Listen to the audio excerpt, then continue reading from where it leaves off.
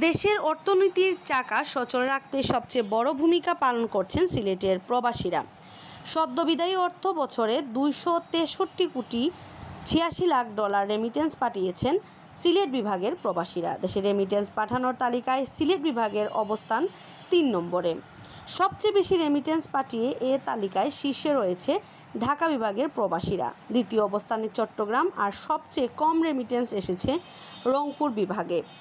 বুধবার 9 জুলাই বাংলাদেশ ব্যাংকের হালনাগাদ প্রতিবেদনে এ তথ্য জানা গেছে। এতে বলা হয়, সদ্যবিদায়ী 2024-25 অর্থ বছরে প্রবাসীরা দেশে 3032 কোটি 75 লাখ মার্কিন ডলার রেমিটেন্স পাঠিয়েছেন।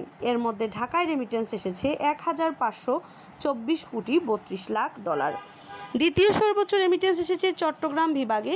চট্টগ্রামে প্রবাসীরা রেমিটেন্স পাঠিয়েছেন 818 কোটি 46 লাখ ডলার, আর প্রবাসীরা সিলেট বিভাগে 263 কোটি 86 লাখ ডলার, খুলনা বিভাগে 132 কোটি 94 লাখ ডলার, রাজশাহী বিভাগে 101 কোটি 63 লাখ ডলার, বরিশাল বিভাগে 84 কোটি 15 লাখ ডলার, ময়মনসিংহ বিভাগে 60 কোটি 82 লাখ ডলার ও রংপুর বিভাগে 46 কোটি 59 লাখ ডলার রেমিটেন্স পাঠিয়েছে। এদিকে গত জুন মাসে দেশে এসেছে 282 কোটি 13 লাখ মার্কিন ডলার রেমিটেন্স। এর মধ্যে ঢাকা বিভাগে এসেছে সর্বোচ্চ 166 কোটি 69 লাখ ডলার রেমিটেন্স এসেছে।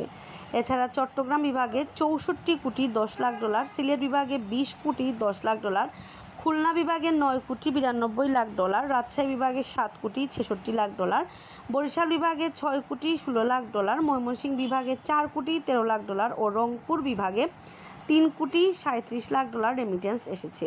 এদিকে গত অর্থ বছর জুড়ে দেশে এসেছে 30.32 বিলিয়ন মার্কিন ডলার রেমিটেন্স, যা দেশের ইতিহাসে কোনো নির্দিষ্ট অর্থ বছরের সবচেয়ে প্রবাসী আয়ের রেকর্ড।